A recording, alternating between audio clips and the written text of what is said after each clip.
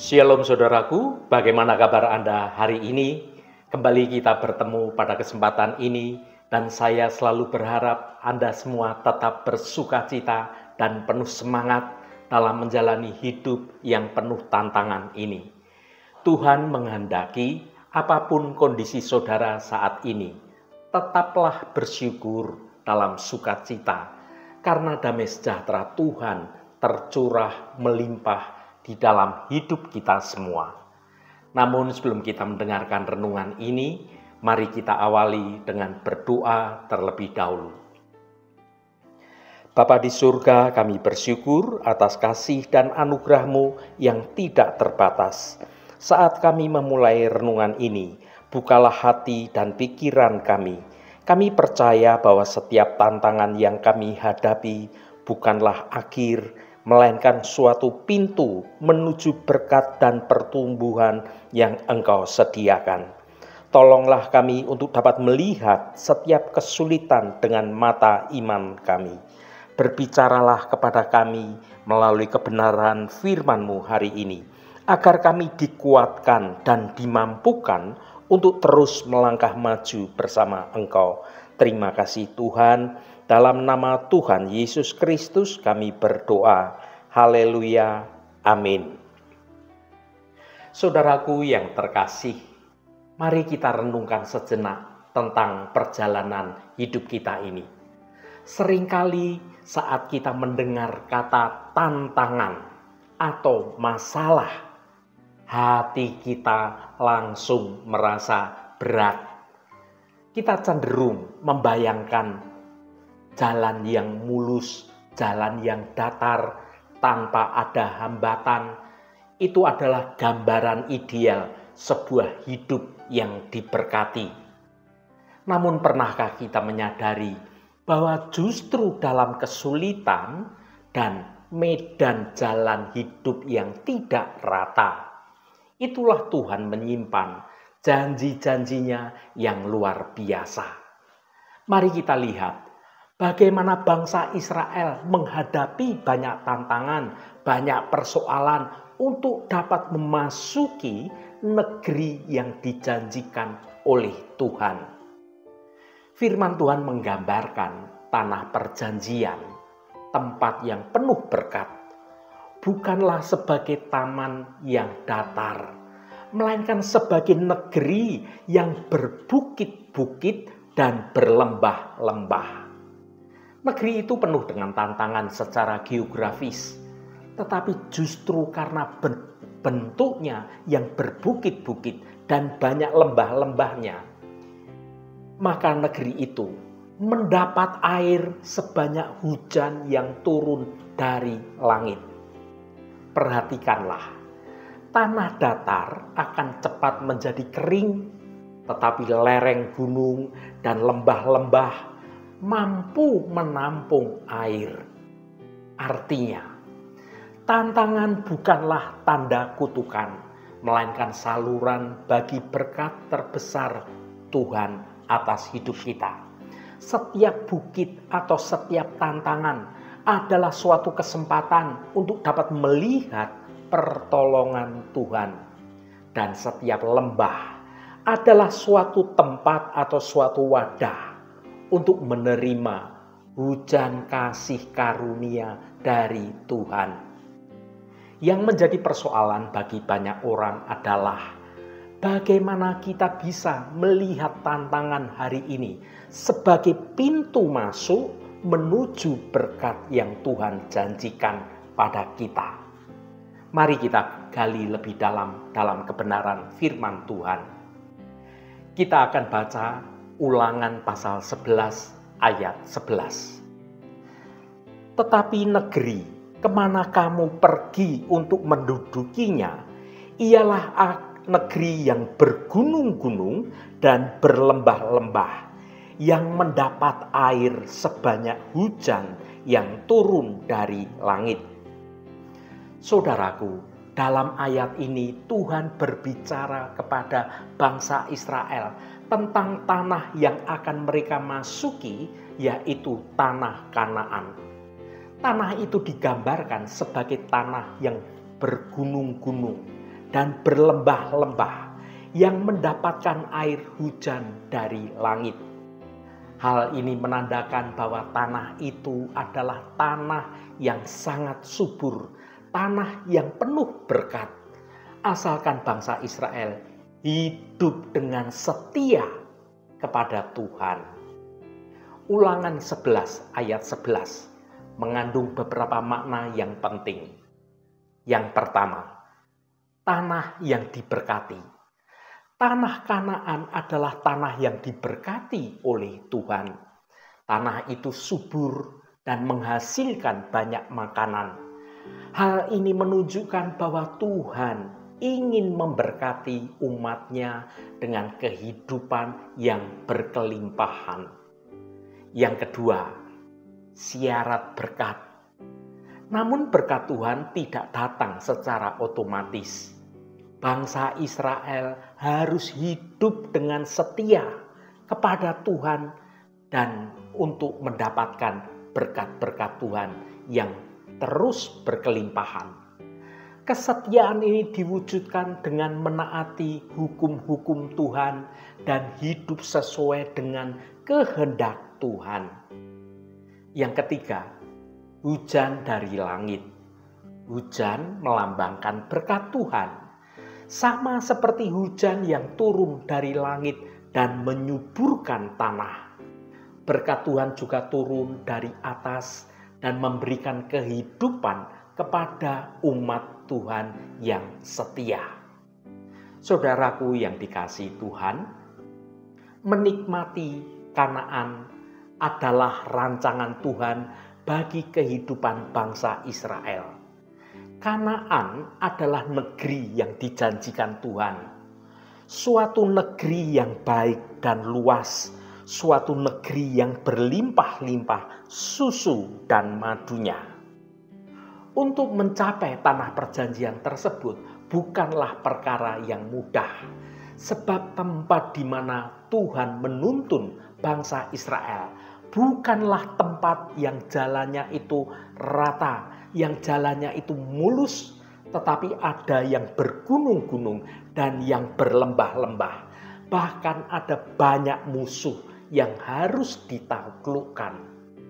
Karena itulah, pada waktu menempuh perjalanan menuju tanah perjanjian itu, banyak dari antara umat Israel yang tidak tahan uji, dengan ujian-ujian, dengan persoalan-persoalan, dengan kesulitan-kesulitan, dan banyaknya tantangan hidup yang ada.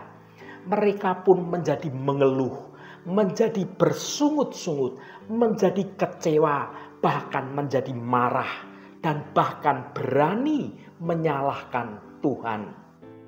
Akhirnya sebagian dari mereka menjadi gagal di tengah jalan dan tidak dapat menikmati indahnya negeri yang dijanjikan, yaitu tanah Kanaan. Bukan hanya bangsa Israel saja yang harus melewati perjalanan hidup yang penuh liku sebelum mencapai tanah perjanjian. Kita pun di zaman sekarang ini terkadang diizinkan oleh Tuhan melewati jalan-jalan hidup yang tidak rata, yang berkelok-kelok, melewati bukit-bukit dan gunung-gunung, juga lembah-lembah kehidupan, bahkan jurang yang tajam dan sangat dalam. Meskipun perjalanan kehidupan kita tidaklah mudah, percayalah akan penyertaan Tuhan.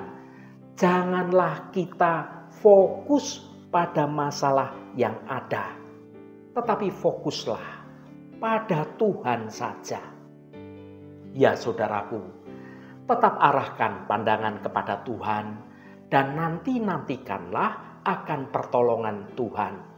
Janganlah engkau menjadi menyerah, janganlah engkau menjadi tawar hati saat menghadapi tantangan hidup yang ada.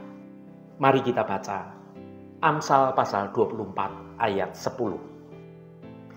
Jika engkau tawar hati pada masa kesesakan, kecillah kekuatanmu. Saudaraku, hidup di zaman sekarang ini penuh dengan pasang surut. Ada saat-saat kita merasa sukacita, hidup berkelimpahan, tapi ada juga saat-saat kesesakan dan juga kesulitan melanda hidup kita. Di tengah-tengah masa-masa yang sulit itulah mudah bagi kita untuk menjadi tawar hati dan kita ingin menyerah. Namun firman Tuhan yang kita baca dalam Amsal 24 ayat 10 mengingatkan kita untuk tidak menyerah dan tidak menjadi tawar hati. Karena hal itu akan melemahkan kekuatan rohani kita. Makna frasa yang berkata, jika engkau tawar hati pada masa kesesakan. Hal ini bermakna bahwa kesesakan dapat berupa berbagai macam tantangan, berupa berbagai macam persoalan, kesulitan dalam hidup, seperti masalah keuangan, soal kesehatan kita, soal hubungan kita dengan orang lain, dan juga soal pekerjaan, bahkan pelayanan kita. Ketika kita dihadapkan dengan berbagai macam kesesakan yang menekan hidup kita, mudah bagi kita untuk menjadi putus asa dan kehilangan harapan dalam hidup ini. Sedangkan frasa yang berkata, kecillah kekuatanmu. Sesungguhnya tawar hati itu dapat melemahkan semangat, melemahkan motivasi, dan melemahkan tekad kita. Hal ini dapat membuat kita lebih mudah menjadi menyerah dan kita tidak mampu menghadapi tantangan hidup yang ada. Apa yang harus kita lakukan supaya tidak tawar hati? Yang pertama, tetaplah berpengharapan di tengah kesesakan. Ingatlah bahwa Tuhan itu selalu bersama dengan kita dan Dia akan memberikan kekuatan dan memberikan pertolongan pada waktu yang tepat. Yang kedua, percayalah pada kebenaran janji Tuhan. Tuhan telah berjanji untuk tidak meninggalkan kita atau membiarkan kita dicobai melebihi kekuatan kita. Yang ketiga, jangan fokus pada masalah, tetapi fokuslah pada solusi. Alih-alih memikirkan masalah yang Anda hadapi, cobalah untuk mencari solusi. Berpikirlah secara kreatif dan mintalah bantuan dari Tuhan untuk menemukan jalan keluar. Yang keempat, berpeganglah dengan teguh pada iman Anda. Iman adalah kekuatan yang dapat membantu kita untuk melewati masa-masa yang sulit. Percayalah bahwa Tuhan akan membawa Anda melalui berbagai macam pencobaan ini dan menjadikan Anda lebih kuat lagi dalam menghadapi hidup ini. Masa-masa kesesakan adalah bagian dari hidup semua orang. Tetapi kita tidak harus menyerah, kita tidak harus menjadi tawar hati. Dengan berpengharapan di dalam Tuhan, percaya pada janji Tuhan, dan mencari dukungan dari Roh Kudus, kita fokus pada solusinya dan berpegang teguh pada kebenaran iman kita. Kita dapat melewati masa-masa sulit ini dan menjadi lebih kuat lagi. Saudaraku yang diberkati Tuhan, walaupun jalan yang kita tempuh memang tidak enak, janganlah engkau menjadi lemah. Pandanglah pada Tuhan yang selalu menyertai dan siap untuk memberikan pertolongan, supaya kita tidak goyah dan tetap berdiri dengan kokoh. Mari kita baca Mazmur pasal 16 ayat 8. Aku senantiasa memandang kepada Tuhan, karena Ia berdiri di sebelah kananku. Aku tidak goyah. Saudaraku, ayat ini mengingatkan kita tentang pentingnya bersandar pada Tuhan dalam menghadapi segala pergumulan hidup.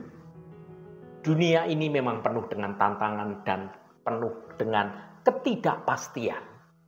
Ada saat-saatnya kita merasa labil, menjadi goyah, menjadi letih, dan bahkan hampir putus asa rasanya. Namun firman Tuhan yang kita baca di dalam Mazmur ini menegaskan bahwa Tuhan itu selalu bersama dengan kita dan siap memberikan pertolongan. Dengan memandang kepada Tuhan, kita ini mendapatkan kekuatan, mendapatkan penghiburan, bahkan mendapatkan pengharapan yang baru.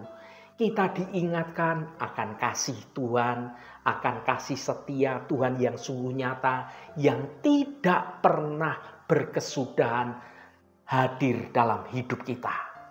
Tuhan itu tidak pernah meninggalkan umatnya yang terus-menerus berharap hanya pada Tuhan. Ingatlah saudaraku, perjalanan kehidupan kita tidak selalu mudah, tidak selalu berjalan dengan mulus, dengan rata, tetapi Tuhan selalu bersama dengan kita. Dia adalah pemandu dan juga pelindung bagi kita. Percayalah kepada Tuhan dan ikutlah Tuhan dengan setia.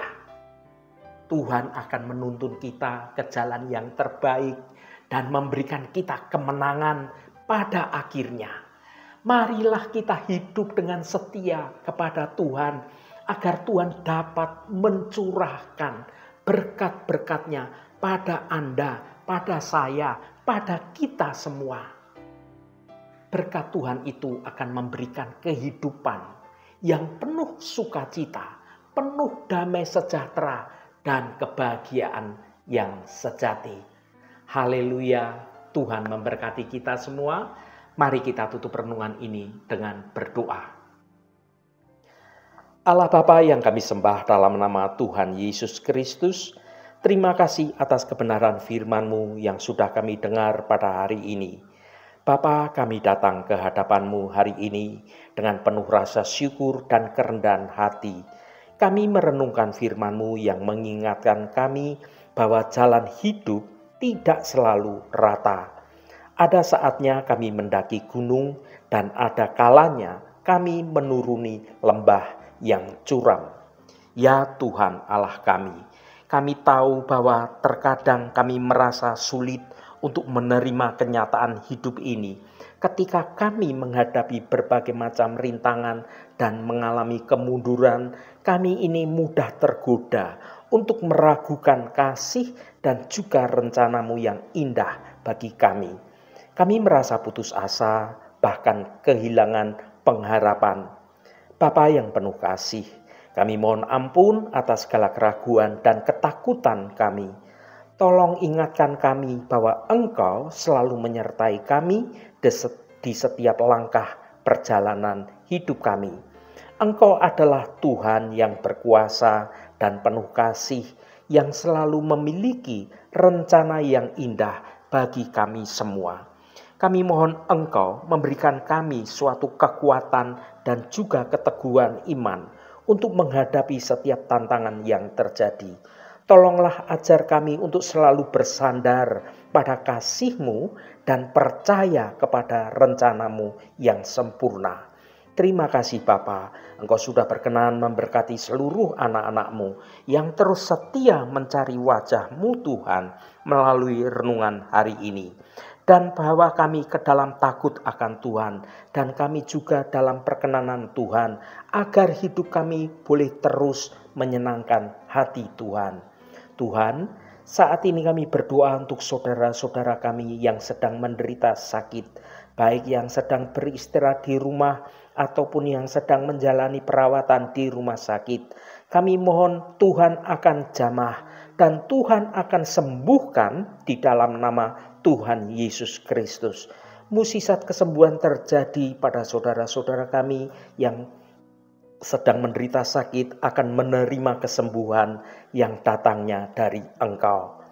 Allah Bapa yang Maha Pemurah, berkati juga setiap mereka yang saat ini sedang ada masalah, baik itu dalam hal keuangan, soal hutang piutang, soal pekerjaan, soal studi, soal hubungannya dengan orang lain, apapun persoalan semuanya itu, biarlah Allah Bapa kami, Engkau sendiri Tuhan yang akan menjamah dan yang akan melawat semua anak-anak-Mu agar boleh mengalami mukjizat pemulihan di dalam nama Tuhan Yesus Kristus. Kelepasan Tuhan dalam pemulihan keuangan, dengan hubungannya dengan orang lain, dan juga penyelesaian setiap masalah, Tuhan akan memberikan kelegaan. Tuhan akan menolong dan Tuhan akan memampukan saudara-saudara kami untuk dapat menyelesaikan setiap persoalannya dengan cara yang baik dan cara yang benar. Terima kasih Tuhan, Engkau sungguh baik dan teramat baik. Berkati mereka yang hari ini berulang tahun Tuhan.